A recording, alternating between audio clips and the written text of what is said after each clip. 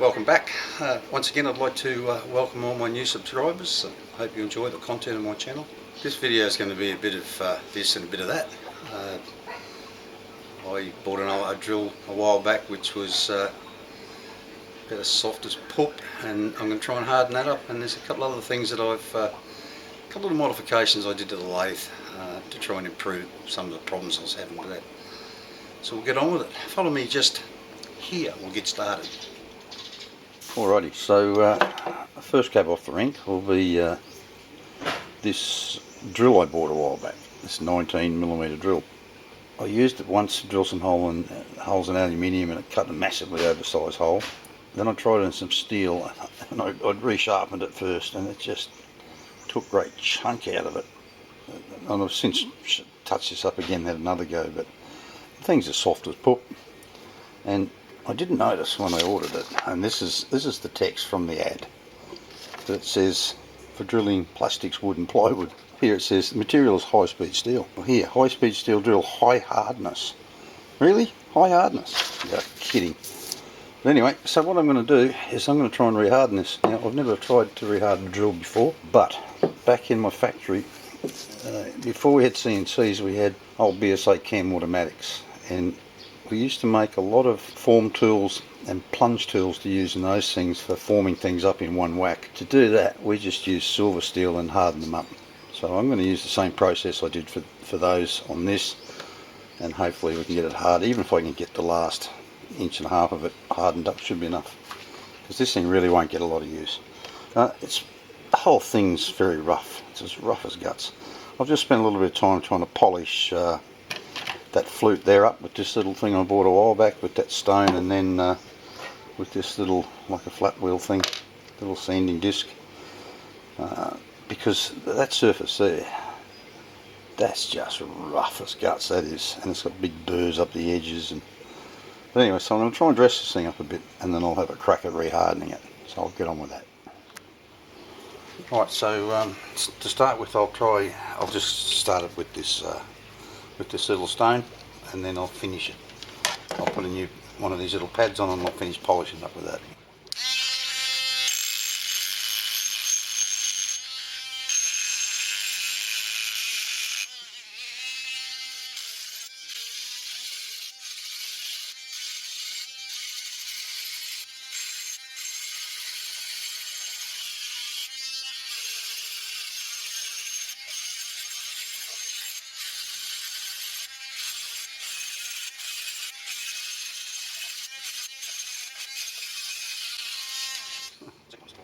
The second time this thing's fallen out, it's a little pin they used to lock the chuck up. Change the tips. What I didn't show you before was just how soft this bloody thing is. Look at this. Look at it. Just chew straight into it. I don't think it was hardened at all, to be honest with you. Right, let's change this over.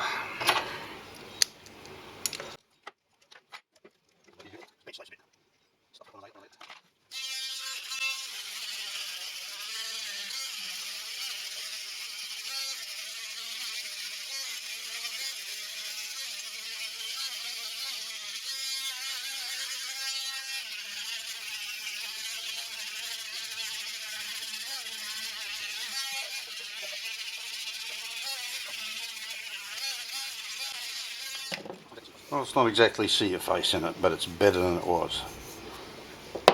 So next step will be, let's heat that up cherry red with some gas and quench it in some oil. Alrighty, this is all I got. I haven't got an oxyacetylene, so some gas in there. I hope it doesn't run out before I finish this. Well, I got another can just in case I do. So fire this thing up and we'll see how we go.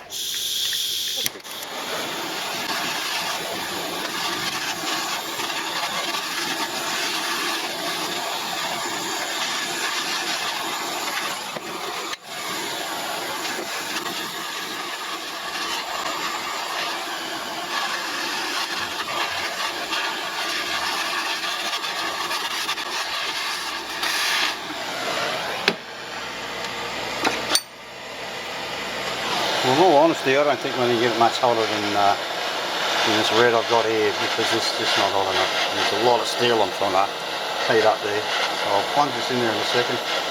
All I'm using is some old cooking oil. Back in the factory I used to just use a bit of engine oil, but they tell me cooking oil does a good job. We'll give it a go. This is a bit of a nothing ventured, nothing gained, because it's useless the way it was. Looks like we're only going to be able to get maybe an inch of this thing hardened up, maybe. I don't think I'm going to get any better than that, so in she goes.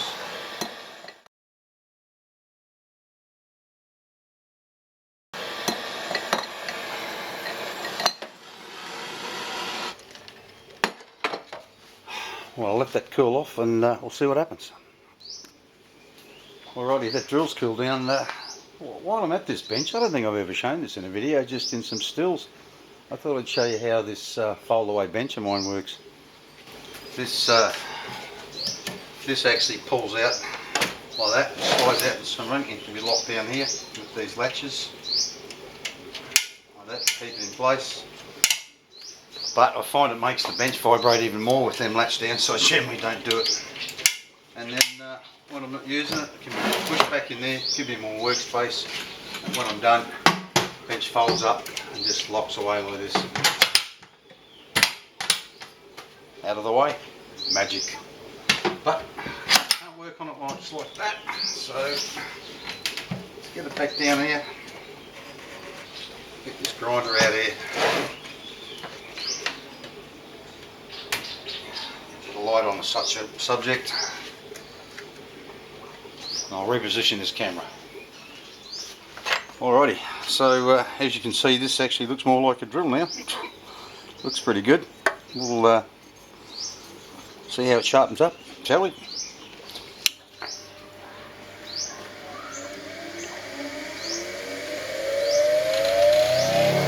Doesn't have a lot of grunt, this grinder.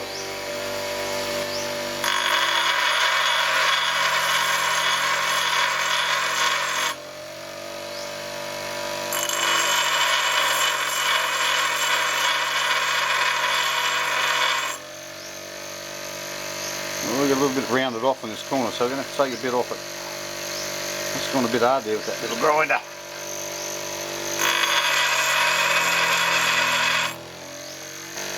Some water.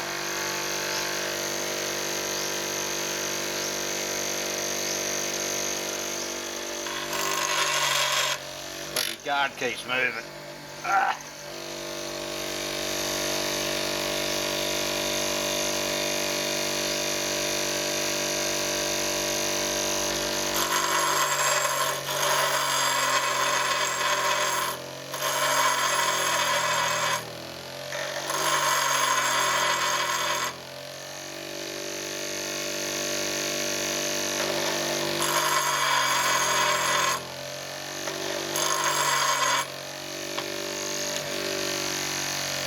Right, I split point almost every drill I sharpen, and this is how we do it in this back corner here.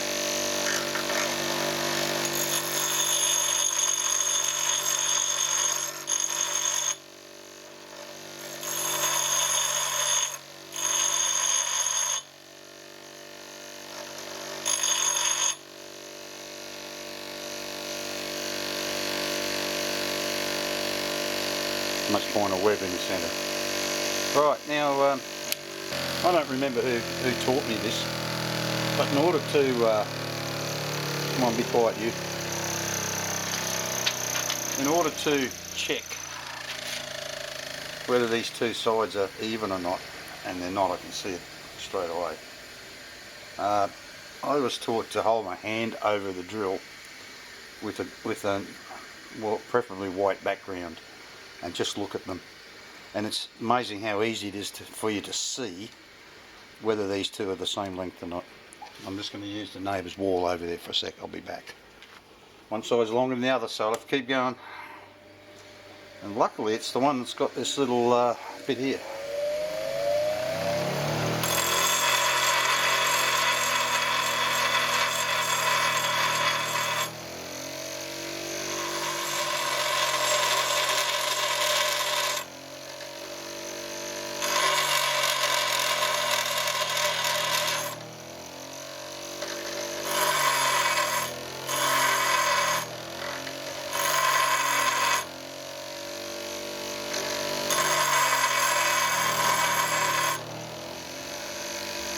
just a little bit one side.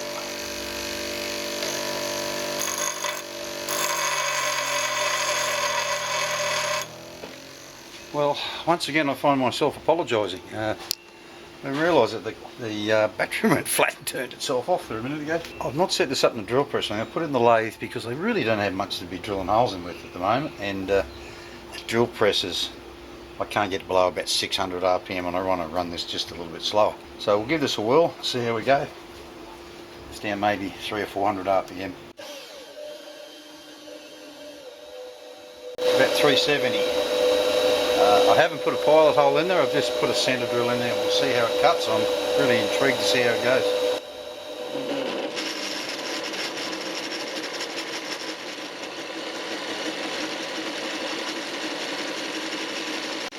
So far so good.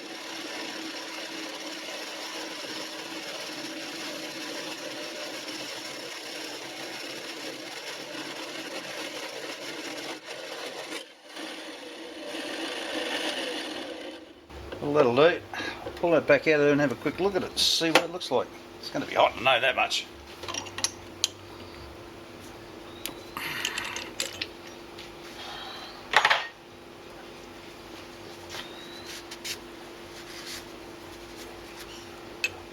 There we go. Like a bloody bought one, only better. Mission accomplished. Alrighty.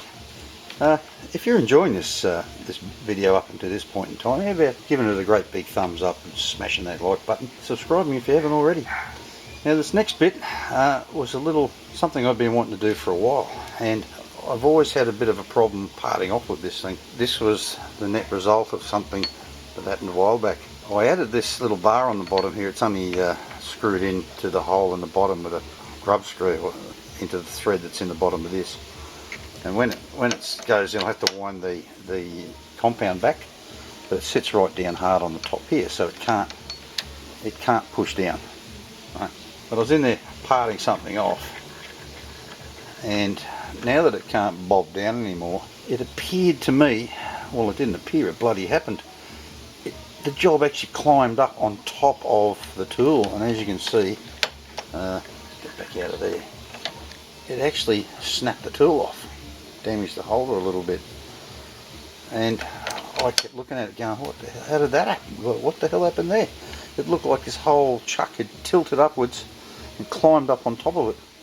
I've always thought that the frame that I had in here, and I'm going to have to use some still images for this, was too flimsy, so I've made up bracing that you can see in this image and mounted it into the back, and I was really hoping that it would solve the problem. Now I haven't tried to part anything with it since. I used to get a lot of chatter when I was facing steel, and it still does that a bit, so but hopefully it'll stop this from climbing up and over the top like that when I'm trying to part things off. But anyway, that just about does us for this video. So like I said, if you like it, smash that like button and subscribe if you haven't, and I'll see you next time. Bye bye. Thanks for watching.